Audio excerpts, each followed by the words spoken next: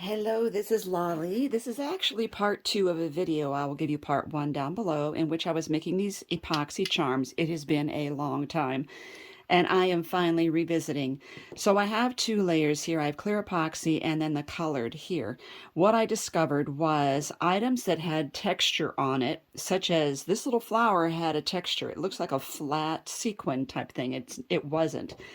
The dimensions on the items don't show up well. So, okay, that said, I need to turn these into charms.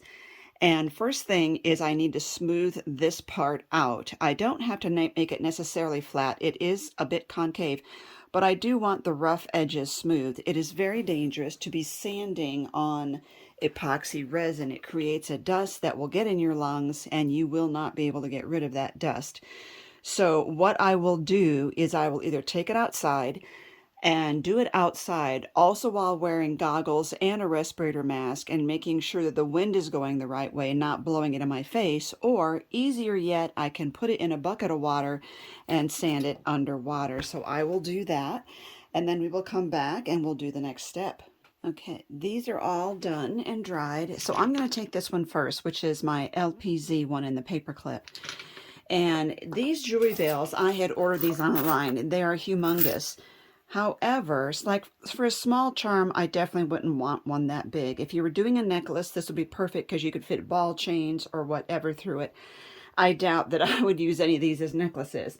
However, if you're putting like a big split ring in this, making it into a key ring, this would be a good size. So what I'm going to do is to show you how I'm attaching these, and then I will go to the craft store and pick out the size of jewelry bale I want. You could do it one of two ways, turning it over and try to guess where that goes, or you can do it this way where you're visually looking at it. Bring my rice pack in here, and if you've ever watched me use this, you'll know why. So I am going to use the Power Tack. You want Beacon Power Tack. You want something that is a permanent glue. I'm going to hold this. It doesn't take much. I'm not making it thick. That's actually, I'm going to put a little more on the end though because of the fact that it's still a little recessed on the inside. So now I can look at it this way and get it right where I want it. Hold that on there just for a second, and then when I turn this over, I can lay this down into the rice and nestle that in there. The rice is supporting not only this, but the jewelry bale itself. There we go. And I have to make sure that there's no glue sticking out that's going to attach to the rice. But frankly, I have never had a problem with that yet. We're going to buy some more jewelry bales that are a little smaller. And then we will finish up these and then move on to the next step. So these are all done. I have the one I showed you, and I have smaller ones on the rest of these. So what I'm going to do, I'm going to try something new this time. For my resin, I'm going to use the amazing resin, casting resin, that cures white in 10 minutes. This will be new. It's still, you use equal parts. So what I'm going to do is I'm going to stop talking, and then I'm going to mix 2 equal parts of that in here. Because this cures so quickly, we don't want to be mixing this as long as we usually mix the normal resin. I'm going to use nitrile gloves. My husband said that the usual gloves that I use are worse for letting resin into your skin. And I will be putting on the respirator mask, which means that I also won't be able to talk. So I'll just play music or something softly in the background while I'm doing this. And then I also want to finish this, which you see is a really cute Mickey one that I started. It's been a while since I've done it, so I have just kind of taken some rubbing alcohol with a lint-free cloth just to rub things down and make sure that it was all, you know, dust-free and lint-free. So here we go.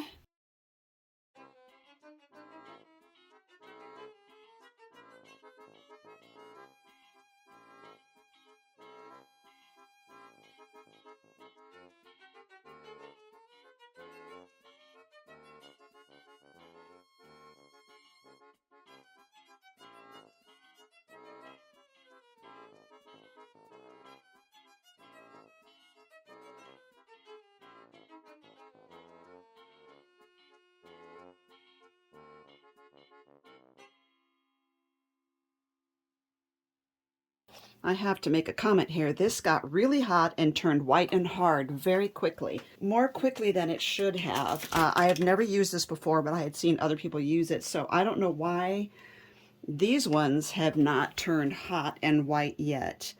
So that's very interesting. I'll have to see how these set up. So these ones turned out really well. I love that. I'm really happy with that. I'm going to have to leave this in the video because, wow, you saw that set up so quickly. I thought it said that I had about 3 to 5 minutes of work time, and I thought I could get all those done, but that was way faster than 3 to 5 minutes. It seemed like within a minute it had hardened up. So let's look at this one. Very cute. Some of these, they don't have, if it's not shiny in the bottom, it leaves this kind of a cloudy look on it. So what you can do when you're done is to add another just brush clear, shiny epoxy on there, and that's what I'm going to do. I will go ahead and put one of my bales on here, and I think I want to use a really strong one, big one, and hang it this way. And I think I will leave that ledge there because that will be really good to catch the epoxy finish I'm going to put on there. So let's get my glue out. I could always put it right in the middle, right here, a middle between the two ears, but I really prefer it hanging like I showed you. And this particular mold I actually got at a Disney store. So I'm going to let that set up, and then I will do the same thing that you saw me do on these, and that's I will just mix up small amounts. I will put the white epoxy on there, just enough to cover that. It's so sweet. I won't come back and do these on camera because you see how these work, and that's exactly what I would do, is to do these off camera. But I will finish this one on camera. So I want to show you that I did get this on the back of that, and with the excess I did a couple more of these. So what I want to do is put a clear gloss on the front because, as you could see, I mentioned before that it's a little cloudy because the surface of my tray was not slick enough. I'm going to use the clear casting resin, and this is the difference in the box. This turns white and cures in 10 minutes, and then the two-part casting resin clear. Sorry for that. And you notice it says high gloss here. Different looking boxes. I have done this repeatedly, so I'm just going to skip to the part in the video. I'm going to skip to where my resin is already mixed up and I'm ready to pour it. Okay, I have a little bit of that mixed up. You'll hear I'm talking funny because I have the respirator mask on. What I want to do is pick this up and set it on this little cup here. I'm going to make sure it's balanced. I will hold onto this while I spread this around with my finger.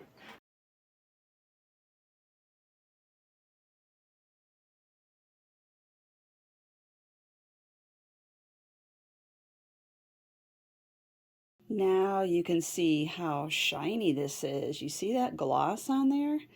So this is really fun. There's the back.